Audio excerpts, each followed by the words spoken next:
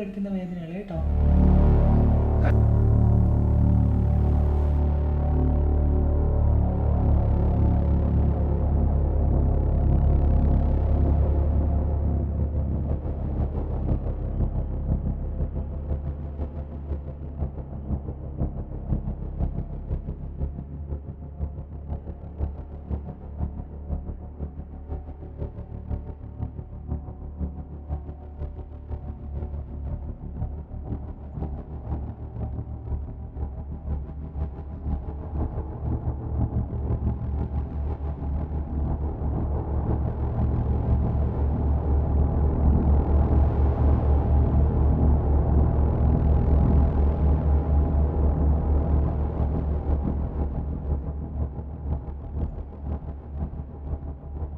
ചേട്ടാ കണ്ണ് തുറക്കേ, കണ്ണൊന്ന് തുറക്കണേ കേട്ടോ.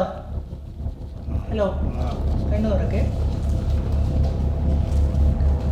ഹോൾഡ് ചെയ്യാണേ, അതൊക്കെ എണീക്ക്, എന്നെ ഹോൾഡ് ചെയ്യേ. ഓക്കെ.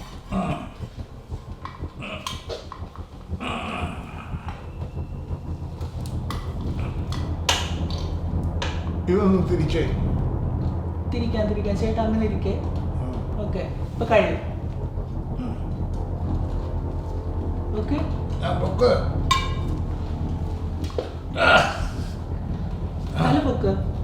തല പൊക്ക്, കണ്ണ് തുറന്നേ, കണ്ണ് തുറക്ക. ഓക്കെ, അങ്ങനെ നിൽക്കേ, സ്റ്റില്ലായിട്ട് നിൽക്കേ കേട്ടോ. ഇനി മെല്ലെ ഇരുത്തി, മെല്ലെ ഇരിക്കും, അതൊക്കെ ഇരിക്കും. ഓക്കെ, ഇത്രേ ഉള്ളൂ.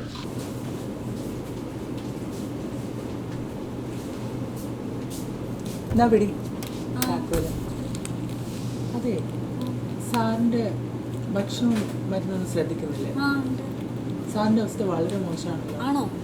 അവർ വരാറില്ലേ? ഉണ്ട്, ചേച്ചി വരിക ഓടുക, അത് തന്നെ, അല്ലാതെന്താ.